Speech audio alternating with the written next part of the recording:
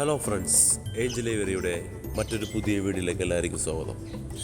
നമ്മുടെ വീഡിയോയുടെ വിഷയം ആഫ്രിക്കൻ ലവ് ബേഡ്സിൻ്റെ ഫുഡിനെ കുറിച്ചിട്ടുള്ളൊരു വീഡിയോ ആണ്. അതായത് എന്തൊക്കെ ഫുഡുകൾ ആഫ്രിക്കൻ ലവ് ബേഡ്സിന് നമുക്ക് കൊടുക്കാം, വെജിറ്റബിൾസ്, അതുപോലെ തന്നെ ലീഫുകൾ, അതുപോലെ ഏതൊക്കെ കാലാവസ്ഥയിൽ നമ്മൾ ഏതൊക്കെ ഫുഡുകളാണ് കൊടുക്കേണ്ടത്, അതിനെക്കുറിച്ചിട്ടുള്ളൊരു വീഡിയോസാണ്. അതുപോലെ തന്നെ ഒരുപാട് കൂട്ടുകാർ ചോദിച്ചു ബ്രീഡിങ് ടൈമിന് സ്പെഷ്യൽ ഫുഡുകൾ എന്തെങ്കിലും കൊടുക്കണോ, അല്ലെങ്കിൽ അതിൻ്റെ കാര്യത്തെക്കുറിച്ചൊക്കെ ചോദിച്ചു. അപ്പോൾ അതിൻ്റെ സപ്ലിമെൻറ്റ് അതിനെക്കുറിച്ചിട്ടുള്ളൊരു വീഡിയോസാണ്. അപ്പോൾ തീർച്ചയായിട്ടും തുടക്കക്കാർക്ക് അത് ഉപകാരപ്പെടും. കാരണം ഒരുപാട് പുതിയ ബ്രീഡേഴ്സ് ഇറങ്ങിയിട്ടുണ്ട് ബേഡ്സിനെ വളർത്താൻ. ഈ ഒരു ഇടക്കാലത്ത് ഒരുപാട് മെസ്സേജുകളും അതുപോലെ ഒരുപാട് കോളുകളും നമുക്ക് വന്നിരുന്നത്. അതിൻ്റെ പുറത്താണ് ഞാനൊരു കണ്ടൻറ് എടുത്തത്. അപ്പോൾ തീർച്ചയായിട്ടും തുടക്കക്കാർ സ്കിപ്പ് ചെയ്യാതെ ഫുള്ള് വാച്ച് ചെയ്യാൻ ശ്രമിക്കുക. നിങ്ങൾക്ക് ഉപകാരപ്പെടുന്ന ഒരുപാട് കാര്യങ്ങൾ വീഡിയോയിലൂടെ പറയുകയും കാണിക്കുകയും ചെയ്യുന്നുണ്ട്. അപ്പോൾ ശ്രദ്ധിക്കുക. നമുക്കെല്ലാവർക്കും അറിയാം ആഫ്രിക്കൻ ലവ് ബേഡ്സ് ചെറിയ വെറൈറ്റിയാണ്. അപ്പോൾ അവർക്ക് നമുക്ക് കൊടുക്കാൻ പറ്റിയ വെജിറ്റബിൾസ് എന്ന് പറഞ്ഞെങ്കിൽ മത്തങ്ങ, അതുപോലെ തന്നെ ബീറ്റ്റൂട്ട്, അതുപോലെ തന്നെ വെണ്ടൻ, അതുപോലെ കേബേജ് വൈറ്റും അതുപോലെ തന്നെ വയലറ്റ് കളറുള്ള കേബേജ് കൊടുക്കാം. ഇതൊക്കെ കൊടുത്താലുള്ള ബേഡുകൾ നല്ല ഹെൽത്തി ആയിട്ടിരിക്കും. രീതിയിൽ ബേഡുകളെ വളർത്താൻ നല്ല രീതിയിൽ അതിൻ്റെ ഹെൽത്തൊക്കെ നല്ല രീതിയിൽ കൊണ്ടുപോകാൻ, അല്ലെങ്കിൽ നല്ല ഹെൽത്തി ആയിട്ടുള്ള ചിക്സുകളും അവരുടെ ബേഡുകൾക്ക് നല്ല ഹെൽത്തൊക്കെ ഉണ്ടാകണമെന്നുണ്ടെങ്കിൽ വെജിറ്റബിൾ മസ്റ്റായിട്ട് ബേഡ്സിന് കൊടുത്തിരിക്കണം. അപ്പോൾ അതിനെ പറ്റിയ കൊടുക്കാൻ പറ്റിയ വെജിറ്റബിൾസാണ് ഇപ്പോൾ നമ്മൾ നേരത്തെ പറഞ്ഞത്. അതുകൂടാതെ നമുക്ക് പയർ, വള്ളിപ്പയർ എന്ന് പറയും, അത് കൊടുക്കാം. അതുപോലെ ക്യാരറ്റ് കൊടുക്കാം. അതുപോലെ തന്നെ വെണ്ടക്ക കൊടുക്കാം. ഈ ഇത്തരം വെജിറ്റബിൾസ് ഞാൻ എൻ്റെ ഇവരിൽ ബേഡ്സിന് കൊടുക്കണം. കാരണം നമ്മൾ ഈ ഇങ്ങനെയുള്ള വെജിറ്റബിൾസ് കൊടുത്തു കഴിഞ്ഞാൽ മാത്രമേ അവർക്ക് ശീലിപ്പിച്ചാൽ മാത്രമേ അവർ കഴിക്കുകയുള്ളൂ. ശീലമില്ലാത്ത ബേഡുകൾക്ക് നമ്മൾ ഈ പറഞ്ഞ എന്ത് സാധനം കൊടുത്താലും അവർ കഴിക്കില്ല. അപ്പോൾ ഈ വക സാധനങ്ങൾ നമുക്ക് ബേഡ്സിന് കൊടുക്കാം. അത് അതിൻ്റെ വീഡിയോസ്, അതിൻ്റെ പ്രൊഫഷനായിട്ടുള്ള വീഡിയോസൊക്കെ നമ്മൾ സെപ്പറേറ്റ് ആയിട്ടൊരു കണ്ടൻറ് എടുത്ത് ചെയ്തിട്ടുണ്ട് യൂട്യൂബിൽ. അതിൻ്റെ ലിങ്കുകൾ ഞാൻ ഡിസ്ക്രിപ്ഷനിൽ കൊടുത്തേക്കണം, നിങ്ങൾക്ക് കയറി കണ്ടാൽ മതി. കൂടുതൽ അതിനെക്കുറിച്ചിട്ട് ഞാൻ വിശദീകരിക്കണില്ല. നമ്മൊരു മിക്സറിൽ ഒരു ചോപ്പറിലിട്ട് ചോപ്പ് ചെയ്തിട്ടാണ് ഇതെല്ലാം കൊടുക്കുന്നത്, വെജിറ്റബിൾസും. അതുപോലെ തന്നെ ബേഡ്സിന് സ്പ്രൗട്ടുകൾ കൊടുക്കണം. വളരെ ഇമ്പോർട്ടൻ്റ് ആയിട്ടുള്ള കാര്യമാണ്. കാരണം കൂടുതൽ ആൾക്കാർ സ്പ്രൗട്ടുകളും ഈ പറഞ്ഞ വെജിറ്റബിൾസൊന്നും കൊടുക്കാറില്ല ബേഡ്സിന്. കാരണം അതിൽ മെനക്കെടാറില്ല. പക്ഷെ നമുക്ക് നല്ല ബേഡുകൾ, നമ്മൾ സെലക്റ്റീവായിട്ടുള്ള ബ്രീഡറിൻ്റെ കയ്യിൽ ബേഡുകളെ കൊണ്ടുവന്നിട്ടുണ്ടെങ്കിൽ അവരെ ഫുഡിൽ നമ്മൾ ശ്രദ്ധിക്കണം. ഒരുപാട് കാര്യങ്ങൾ ശ്രദ്ധിക്കാറുണ്ട്. കാരണം ചില ആൾക്കാർ പറഞ്ഞേക്കാം അവർ ഇവരിൽ ബേഡുകൾ ഈ പറഞ്ഞ സ്പ്രൗട്ടുകളൊന്നും കഴിക്കാറില്ല, അല്ലെങ്കിൽ വെജിറ്റബിൾസ് കൊടുത്തിട്ട് കഴിക്കാറില്ല. ആ സമയത്ത് ഞാൻ ചെറിയ ട്രിക്കുകൾ പറഞ്ഞു കൊടുക്കുമായിരിക്കും. ഒന്നില്ലെങ്കിൽ ഏതെങ്കിലും ഒരു ഏരിയയിൽ നിന്ന് വേറൊരു ബേഡ് എടുത്തിട്ട് ആ ബേഡുകൾ കഴിക്കണ ബേഡുകൾ എടുത്തിട്ട് ആ ബേഡുകളുടെ കൂടെ ഇട്ട് ഫുഡ് ഫീഡ് ചെയ്യാം നമുക്ക്. ഇപ്പോൾ ഇവർ കഴിക്കുന്നുണ്ട്, മറ്റുള്ളവരും കഴിക്കും. അതല്ലാതെ നമുക്ക് ചെയ്യാൻ പറ്റുമെന്ന് വെച്ചാൽ നമ്മൾ കൊടുക്കണ ഏത് ഫുഡാണ് കൊടുക്കാൻ ഉദ്ദേശിക്കുന്നത് ആ ഫുഡിൻ്റെ മീതയിൽ കുറച്ച് തെന അല്ലെങ്കിൽ സീഡ് മിക്സ് അവർ കഴിച്ചിരിക്കുന്ന സീഡുകൾ വിതറി നമുക്ക് അവർ ടേസ്റ്റ് ചെയ്യിപ്പിച്ചിട്ട് കഴിപ്പിക്കാം. അപ്പോൾ അത് കഴിക്കണം മുമ്പ്, അത് കൊടുക്കണം മുമ്പ് നമ്മൾ തലേദിവസം തന്നെ മറ്റുള്ള തെനയാണെങ്കിലും വെള്ളമാണെങ്കിലും എടുത്ത് മാറ്റി വെച്ചിട്ട് മാത്രമേ നമുക്ക് അങ്ങനെ ഫീഡ് ചെയ്യാൻ പറ്റുള്ളൂ. അപ്പോൾ ആ കാര്യങ്ങളിലൂടെ നമുക്ക് കൊടുക്കാൻ പറ്റും. പിന്നെ നമ്മൾ ശ്രദ്ധിക്കേണ്ടത് വെച്ചാൽ മെയിനായിട്ട് ബേഡുകളിലെ വെജിറ്റബിൾ കഴിഞ്ഞ പിന്നെ സ്പ്രൗട്ടുകൾ വളരെ ഇമ്പോർട്ടൻ്റ് ആയിട്ടുള്ള ഒരു കാര്യമാണ്. അതായത് ഞാൻ എൻ്റെ ഇവരിൽ കൊടുക്കുന്നത് ചെറുപയർ ബേഡ്സിന് കൊടുക്കാം മുളപ്പിച്ചിട്ട്. അതുപോലെ തന്നെ വൺപയർ കൊടുക്കാം മുളപ്പിച്ച്. അതുപോലെ തന്നെ കടല ചെറുതും വലുതും കൊടുക്കാം ബേഡ്സിന്. അതുപോലെ തന്നെ മുതിര വളരെ ഇമ്പോർട്ടൻ്റ് ആയിട്ടുള്ള, അതായത് ബ്രീഡിങ് ടൈമിനൊക്കെ ബേഡ്സിന് നാച്ചുറലായിട്ടുള്ള ബ്രീഡിങ്, അതായത് കൂടുതൽ ബ്രീഡിങ്ങിലേക്ക് ഒരുങ്ങാൻ അല്ലെങ്കിൽ ബേഡുകളൊന്ന് സെറ്റാകാൻ മുതിരയൊക്കെ സഹായിക്കും. അതുപോലെ തന്നെ ഗ്രീൻ പീസ് കൊടുക്കാം നമുക്ക്. അപ്പോൾ ഏത് ധാന്യങ്ങളും നല്ല രീതിയിൽ കഴുകി വാഷ് ചെയ്തതിന് ശേഷം അത് വെള്ളത്തിലിട്ട് ഒരു 12 മണിക്കൂർ കഴിഞ്ഞ് ഊറ്റി വെച്ചിട്ട് വെള്ളമൊക്കെ മാറുന്നു പോകുന്ന രീതിയിൽ ഊട്ടപ്പാത്രത്തിൽ വെച്ചതിന് ശേഷം നമുക്കൊരു 24 മണിക്കൂറാകുമ്പോൾ മുള പൊട്ടിയതിന് ശേഷം നമുക്ക് ബേഡ്സിന് ഫീഡ് ചെയ്യാം. പിന്നെ ഏത് ഫുഡ് ബേഡ്സിന് കൊടുത്താലും നമ്മളൊരു 4 മണിക്കൂർ അല്ലെങ്കിൽ 5 മണിക്കൂർ അത് കൂടുതൽ ബേഡുകളിലെ കേജുകളിൽ വെക്കരുത്. കാരണം നമുക്ക് ഫംഗലടിച്ചിട്ട് നമുക്ക് ഓരോ പ്രശ്നങ്ങളൊക്കെ ഉണ്ടായിട്ട് നമ്മൾ വീഡിയോ ഒക്കെ ചെയ്തിട്ടുണ്ട്. അങ്ങനെ നമ്മളെടുത്ത് മാറ്റണം. അത് വളരെ ഇമ്പോർട്ടൻ്റ് ആയിട്ടുള്ള കാര്യമാണ്. പ്രത്യേകിച്ച് നമ്മൾ ശ്രദ്ധിക്കണം വെച്ചാൽ ഈ ബ്രീഡിങ് ടൈമിൽ നമ്മൾ നല്ല രീതിയിൽ ഇതേ രീതിയിലുള്ള ഫുഡുകൾ ഫീഡ് ചെയ്യണം ബേഡുകൾക്ക്. എന്നാലും മാത്രമേ ആ ചിക്സുകൾക്ക് ആ ഒരു ഗ്രോത്ത് കിട്ടുള്ളൂ. നമുക്കറിയാം എഗ്ഗ് വിരിഞ്ഞ് കഴിഞ്ഞ് ഒരു 45 ഡേയ്സ് ബേഡുകളുടെ കുഞ്ഞുങ്ങൾക്ക് ഫീഡ് ചെയ്യണം. ഈ പറഞ്ഞ വെജിറ്റബിൾസ് ആണെങ്കിലും സപ്ലിമെൻറ്റ്, ഈ പറഞ്ഞ കാൽസ്യം നമുക്ക് എഗ് സ്റ്റാർട്ട് ചെയ്യുന്ന ടൈം തൊട്ട് അല്ലെങ്കിൽ ബ്രീഡിംഗ് ബോക്സ് വെക്കുന്ന സമയം തൊട്ട് നമുക്ക് ഡെയിലി കൊടുക്കുന്നുണ്ട് കാൽസ്യം സപ്ലിമെൻറ്റ്. അതായത് ഞാൻ ഇവിടെ കൊടുക്കുന്ന സെറ്റാക്കാസിൻ്റെ കാൽസ്യം സപ്ലിമെൻറ്റാണ് കൊടുക്കുന്നത്. നേരത്തെ വെറ്റാഫാമിൻ്റെ കൊടുത്തു. രണ്ടും നല്ല പ്രൊഡക്റ്റാണ്, രണ്ടും നമുക്ക് റിസൾട്ട് ഉണ്ട്. പ്രത്യേകിച്ച് പറയുകയാണെന്നുണ്ടെങ്കിൽ ഒരുപാട് കൂട്ടുകാർ സംശയമാണ് ബേഡുകളുടെ ബ്രീഡിങ് ടൈം, അതിൻ്റെ ഫുഡുകൾ എന്തൊക്കെ സ്പെഷ്യൽ ഫുഡുകളാണ് ബേഡ്സിന് കൊടുക്കുന്നത്. ഞാൻ പറഞ്ഞില്ല, നമ്മൾ നേരത്തെ കൊടുത്ത സ്പ്രൗട്ടുകളും വെജിറ്റബിൾസും ലീഫുകളും ഒക്കെ നമുക്ക് ബേഡ്സിന് ഫീഡ് ചെയ്യണം. അതിപ്പോൾ കാലാവസ്ഥ അനുസരിച്ചിട്ട്. അപ്പോൾ ബ്രീഡിങ് ടൈമിൽ നമ്മൾ പ്രത്യേകിച്ച് നമ്മൾ ശ്രദ്ധിക്കേണ്ടതെന്ന് വെച്ച് കഴിഞ്ഞാൽ കാൽസ്യമാണ്. കാൽസ്യം വൈറ്റമിൻ, മെയിനായിട്ട് കാൽസ്യം അതാണ് ഇമ്പോർട്ടൻറ്റ്. കാരണം നമുക്ക് എല്ലാവർക്കും അറിയാം ബേഡുകളുടെ എഗ്ഗ് ഷെല്ല് ഫോം ആകണത് അതിൻ്റെ ശരീരത്തിൽ നിന്ന് കാൽസ്യം ഒബ്സർവ് ചെയ്താണ് അതിൻ്റെ എഗ് ഷെല്ല് ഫോം ആകണം.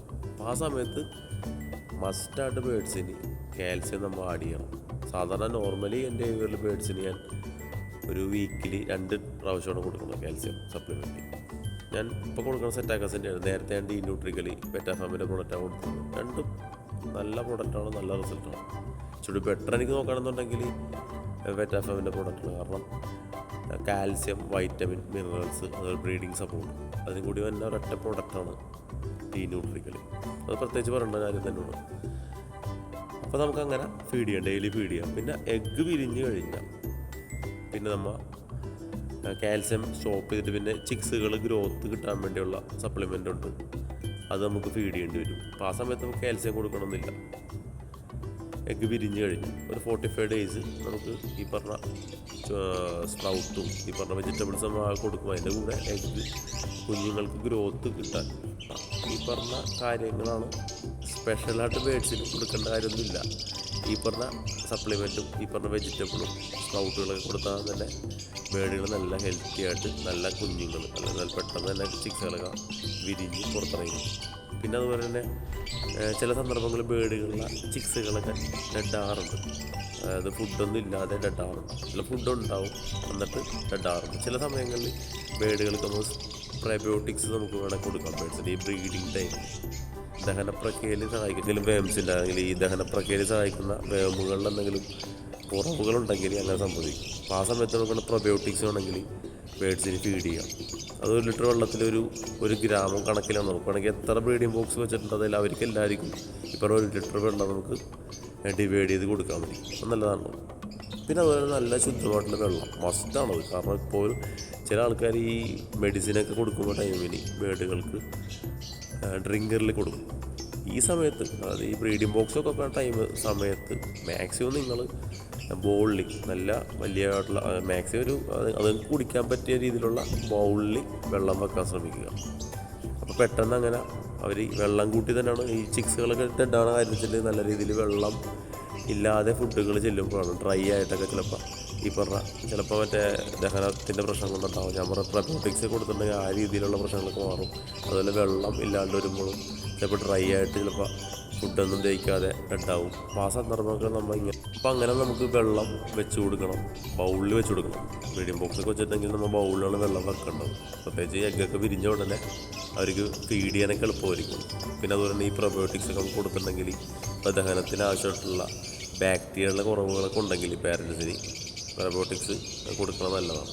ചിക്സുകളൊക്കെ നമുക്ക് സേവ് ചെയ്യാൻ പറ്റും. അപ്പം അങ്ങനെയൊക്കെ നമുക്ക് നമ്മുടെ ഇവരിൽ ബ്രീഡിങ് ടൈമിന് ശ്രദ്ധിക്കാം ഫുഡിൻ്റെ കാര്യത്തിൽ. പിന്നെ അതുപോലെ തന്നെ ബേഡ്സിന് നമുക്ക് കൊടുക്കാവുന്ന ലീഫുകൾ ആദ്യം പറയണമെന്നുണ്ടെങ്കിൽ ബ്രീഡിങ് ടൈമിൽ പ്രത്യേകിച്ച് കൊടുക്കാവുന്നതാണ് എല്ലാ ലീഫുകളും. അതിൽ പ്രത്യേകിച്ച് പറയണമെന്നുണ്ടെങ്കിൽ മുരിങ്ങയില നല്ലതാണ് കൊടുക്കുന്നത്. അതുപോലെ തന്നെ ആര്യവേപ്പ്, അതുപോലെ തന്നെ തുളസി, അതുപോലെ തന്നെ പനിക്കൂർക്ക ബേഡ്സിന് കൊടുക്കാം. പിന്നെ അതുപോലെ കുടങ്ങൽ. ഇപ്പോൾ ഞാനിവിടെ കൊടുക്കുന്നത് ഇത്തരം ലീഫുകളാണ് എൻ്റെ ഇവരിൽ ബേഡുകൾക്ക് ഫീഡ് ചെയ്യണം. അത് മാറ്റി ഫീഡ് ചെയ്യുക. ഇന്ന് സ്പ്രൗട്ട് കൊടുത്ത് നാളെ വെജിറ്റബിൾസ് കൊടുക്കുക, മറ്റന്നാൾ ലീഫുകൾ കൊടുക്കുക, അതിൻ്റെ കൂടെ ഏതെങ്കിലും ഒരു വെജിറ്റബിൾ ആഡ് ചെയ്ത് കൊടുക്കുക. അപ്പോൾ അവ എല്ലാത്തിൻ്റെ കൂടെ നമുക്ക് വേണമെങ്കിൽ ഈ പറഞ്ഞ പെല്ലറ്റുകൾ മെയിനായിട്ട് നമ്മൾ ശ്രദ്ധിക്കേണ്ടത് വെച്ച് കഴിഞ്ഞാൽ പെല്ലറ്റുകളുടെ ഒരു ഉപയോഗം എന്ന് പറയണമെങ്കിൽ നമുക്ക് എല്ലാവർക്കും അറിയാം മഴക്കാലത്ത് ബേഡുകൾക്ക് ഈ പറഞ്ഞ വെജിറ്റബിൾസ് സ്പ്രൗട്ടുകളാണെങ്കിൽ ഈ സോഫ്റ്റ് ഫുഡ് ഒന്നും കൊടുക്കാൻ പറ്റില്ല. ആ സമയത്ത് നമുക്ക് പെല്ലറ്റ് ഫീഡ് ചെയ്യണം. ആ സമയത്ത് പെല്ലറ്റ് വെച്ചാൽ കണ്ടിന്യൂസ് നമ്മൾ ബേഡുകൾക്ക് പെല്ലറ്റുകൾ ഫീഡ് ചെയ്യണമെന്നില്ല. ഞാനിപ്പോൾ എൻ്റെ ഏവിയറിൽ വീക്കിലി 2 പ്രാവശ്യമാണ് പെല്ലറ്റ് ഫീഡ് ചെയ്യണത്. അതിനുശേഷം പിന്നെ കാൽസ്യം അങ്ങനെ. പക്ഷേ ബ്രീഡിങ് ടൈം ആകുമ്പോൾ ഞാൻ ഡെയിലി ഫീഡ് ചെയ്യും. കാൽസ്യം അതുപോലെ തന്നെ പെല്ലറ്റും മിക്സ് ചെയ്തിട്ടാണ് ഞാൻ ഫീഡ് ചെയ്യണത്.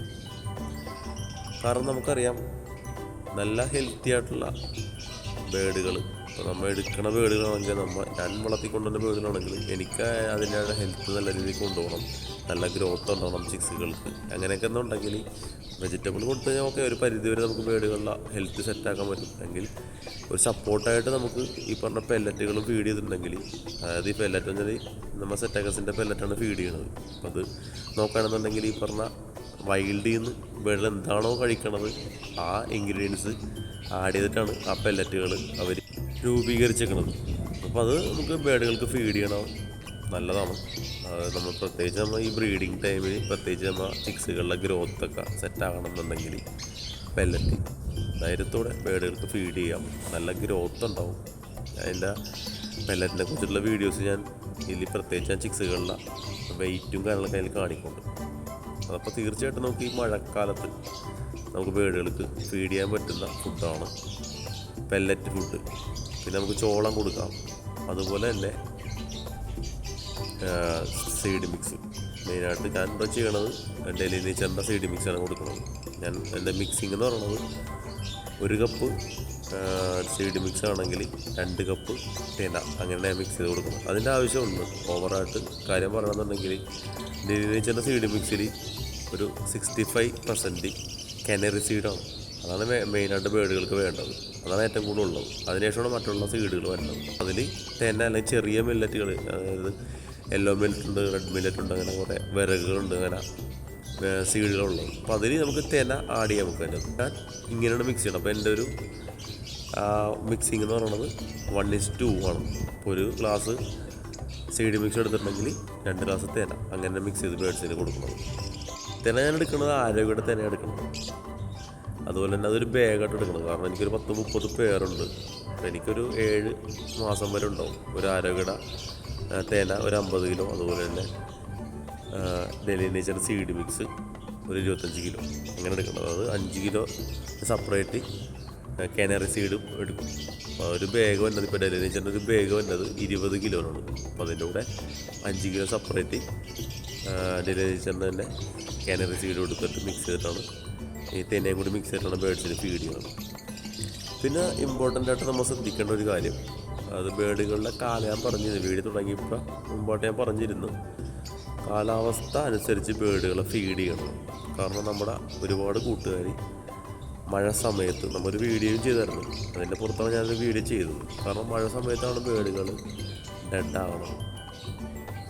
ചൂടത്ത് ഡെഡാകണ കാര്യം എന്ന് വെച്ചാൽ ഈ ഫുഡിൻ്റെ കാര്യത്തിൽ നിന്ന് ബേഡുകൾക്ക് ഫംഗൽ ഇൻഫെക്ഷൻ ഉണ്ടാകുന്നത് മഴ സമയത്താണ്. കാരണം നമുക്കൊരു അനുഭവം ഉണ്ടായതാണ്. ഈ മഴ സമയത്ത് പ്രത്യേകിച്ച് നമ്മൾ വെജിറ്റബിൾസ് കൊടുക്കാതിരിക്കാൻ നോക്കുക, സോഫ്റ്റ് ഫുഡുകൾ. കാരണം പെട്ടെന്ന് ബേഡുകൾക്ക് ഫംഗൽ ഇൻഫെക്ഷൻ അടിക്കുന്ന ഫുഡ് ചെയ്യുന്നതാണ്. അതായത് സോഫ്റ്റ് ഫുഡ്, അവിടെ നിന്നൊക്കെയാണ് ഈ ബേഡുകൾക്ക് ഫംഗൽ ഇൻഫെക്ഷൻ അടിക്കുന്നത്. നമുക്ക് ഈ കഴിഞ്ഞ വീഡിയോ ചെയ്തിരുന്നു, നമുക്ക് കിട്ടിയത് തേനേന കിട്ടിയത് സീഡ് മിക്സ് ചെയ്യുന്നു. കാരണം ഞാനതിൽ പറയുന്നുണ്ട്, വിശദമായിട്ട് അതിനെക്കുറിച്ച് ഞാൻ വീഡിയോയിൽ പറയുന്നുണ്ട്. നമ്മൾ തണുപ്പ് സമയത്ത് പെട്ടെന്ന് ഫംഗസ് ഉണ്ടാവും. അതിപ്പോൾ തേനയാണെങ്കിൽ ശരി, സോഫ്റ്റ് ഫുഡ് ആണെങ്കിൽ ശരി, പെട്ടെന്ന് തന്നെ ഫംഗൽ ഇൻഫെക്ഷൻ അടിക്കും. അപ്പോൾ അത് ബേഡുകളുടെ ഉള്ളിൽ പോയിട്ടുണ്ടെങ്കിൽ ഡെഡായി പോകും. കാരണം ഞാൻ 6 വർഷമായിട്ട് ബേഡ്സിനെ വളർത്തണേ, എനിക്ക് ഇന്നുവരെ എൻ്റെ ഇവരിലുണ്ടായിട്ടില്ല അനുഭവങ്ങൾ. അപ്പോൾ അതിനുശേഷം നമ്മളത് ഫൈൻഡ് ഔട്ട് ചെയ്ത് എന്തിനാണ് അത് പ്രശ്നം ഉണ്ടായത് നമുക്കത് മനസ്സിലായി. നമ്മളത് ക്ലിയർ ചെയ്തപ്പോൾ ഒരു കുഴപ്പമില്ല. അപ്പം തണുപ്പ് സമയത്ത് പ്രത്യേകിച്ച് മഴ സമയത്ത് ഒരു കാരണവശാലും വെജിറ്റബിൾസ് സ്പ്രൗട്ടുകളോ അല്ലെങ്കിൽ സോഫ്റ്റ് ഫുഡോ ഒന്നും കൊടുക്കരുത്. അപ്പോൾ കൊടുക്കാൻ പറ്റിയത് ഈ പെല്ലറ്റുകൾ കൊടുക്കുക ബേഡുകൾക്ക്. അപ്പോൾ നമുക്ക് വെച്ചാൽ ഈ സാധാരണ സീഡ് മിക്സ് മാത്രം കഴിച്ചു കഴിഞ്ഞാൽ ബേഡുകൾക്ക് ഗ്രോത്ത് ഉണ്ടാവില്ല. അപ്പോൾ ആ സമയത്താണ് ഞാൻ പറഞ്ഞത് അതിൻ്റെ ഗുണം നമുക്ക് പെല്ലറ്റിൽ നിന്ന് കിട്ടണം. വെജിറ്റബിൾസിൻ്റെ അതായത് വെജിറ്റബിൾ ഒരുപാട് നേലൊരു ഡബിൾ മടങ്ങ് പെല്ലറ്റിൽ നിന്ന് ബേഡുകൾക്ക് കിട്ടും ആരോഗ്യം. അപ്പോൾ അത് ശ്രദ്ധിക്കുക എല്ലാവരും. ഫുഡിൻ്റെ വീഡിയോ കൊണ്ട് പ്രത്യേകിച്ച് പറയേണ്ട കാര്യം, അവരെ സീഡ് മിക്സ് കഴുകി ഉണക്കിയതിന് ശേഷം ബേഡുകൾക്ക് ഫീഡ് ചെയ്യുക. കാരണം മഴ സമയത്താണ് സീഡ് മിക്സിൽ പൂപ്പലടിക്കുന്നത്. നമ്മുടെ ഏവിയയിലൊരു 4ഓളം ബേഡുകൾ നമ്മുടെ അശ്രദ്ധ മൂലം ഡെഡായതാണ്. അപ്പോൾ തീർച്ചയായിട്ടും മഴക്കാലത്ത് സീഡ് മിക്സ് കഴുകി ഉണക്കിയതിന് ശേഷം ബേഡുകൾക്ക് ഇട്ട് കൊടുക്കുക. അഥവാ കണ്ടിന്യൂസ് മഴയാണെന്നുണ്ടെങ്കിൽ ചീനച്ചട്ടിയിൽ ചൂടാക്കിയിട്ട് ബേഡ്സിന് ഫീഡ് ചെയ്യുക. കാര്യം നമ്മൾ ഒരുപാട് പൈസ മുടക്കിയാണ് ബേഡുകളൊക്കെ പർച്ചേസ് ചെയ്യുന്നത്. ഇപ്പോൾ നിങ്ങൾ കാണുന്ന ബേഡ് തന്നെ വൈൽഡ് ഗ്രീൻ ഫിഷർ, അതുപോലെ തന്നെ വൈൽഡ് ഗ്രീൻ ഫിഷറിൽ സെറ്റ് ചെയ്തേക്കണം ഒപ്പലേനാണ്. അപ്പോൾ അതുപോലെ തന്നെ വയലറ്റ്, അതുപോലെ തന്നെ ആ സ്പ്ലിറ്റ് ഒപ്പല, ഇപ്പോൾ നമ്മൾ കണ്ട നേരെ ഫസ്റ്റ് കണ്ട ലെഫ്റ്റ് സൈഡിലെ ബേഡ് സ്പ്ലിറ്റ് ഒപ്പലെ, അതിൻ്റെ കൂടെ വയലറ്റ് ഫിഷർ ഒപ്പലെ, അതിനിട്ട് പേർ ചെയ്ത് അതിൻ്റെ അകത്ത് ഇറങ്ങിയ ചിക്കാണ്. ഇതിലത് ക്വാളിറ്റി ആയിട്ട് നമുക്ക് ബേഡുകളെ സെറ്റ് ചെയ്യണമെന്നുണ്ടെങ്കിൽ നമുക്ക് ഇതേ രീതിയിലുള്ള പെയറിങ് ചെയ്താൽ നമുക്ക് അതിൻ്റെ ഒരു ക്വാളിറ്റി കിട്ടും. ഒരു വയലറ്റ് ഫിഷറാണ്. ഇതൊക്കെ ഫുൾ ഫെദർ വന്നു കഴിയുമ്പോൾ അതിൻ്റെ ക്വാളിറ്റി കാണാം. കാരണം അവർ നേരത്തെ നമ്മൾ വീഡിയോയിൽ കാണിച്ചിരുന്നു മാർക്കിങ്ങുള്ള ഷോപ്പ് ക്വാളിറ്റി ഫിഷറുകൾ. ആ ഒരു ബേഡാണ് ഇപ്പോൾ ഇറക്കിയിട്ടേക്കുന്നത്. അപ്പം അങ്ങനെയുള്ള നമ്മൾ ഇത്ര പൈസ മുടക്കി ബേഡുകളെ കൊണ്ടുവരുമ്പോൾ അതിൻ്റെയൊക്കെ ആരോഗ്യം നോക്കേണ്ടത് നമ്മുടെ കടമയാണ്. ഈ കാര്യങ്ങളൊക്കെ നമ്മൾ ശ്രദ്ധിക്കുക ഫുഡിൽ. പിന്നെ അതുപോലെ വൈൽഡ് മാസ്കില്ല കുറച്ച് കുഞ്ഞുങ്ങളാണ്. ഇതെല്ലാം നമ്മൾ ബെൽജിയം, അതുപോലെ തന്നെ പീറ്റർഷ്യൻ ലൈനിലെ ബേഡോട്ട് പെയർ ചെയ്ത് അതിൻ്റെ നിറക്കിയ ചിക്സുകളാണ്.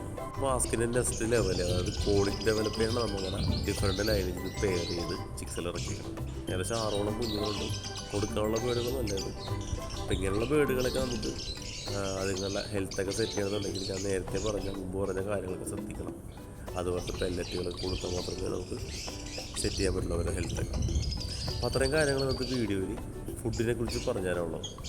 അപ്പോൾ വീഡിയോ എല്ലാവർക്കും ഉപകാരപ്പെടുന്നു വെച്ചിരിക്കുന്നു. അപ്പോൾ ഇതേപോലത്തെ ഉപകാരപ്പെടുന്ന വീഡിയോകൾ കാണാനായി ചാനൽ സബ്സ്ക്രൈബ് ചെയ്യുക, ബെൽ ബട്ടൺ പ്രസ് ചെയ്യുക. അപ്പോൾ ഞാനിന്ന് വീഡിയോ നിങ്ങൾക്ക് നോട്ടിഫിക്കേഷൻ ആയിട്ട് വരുന്നതാണ്. അപ്പോൾ വീണ്ടും കാണാം നല്ലൊരു വീഡിയോയുമായി. അതുവരെ എല്ലാവർക്കും ബൈ.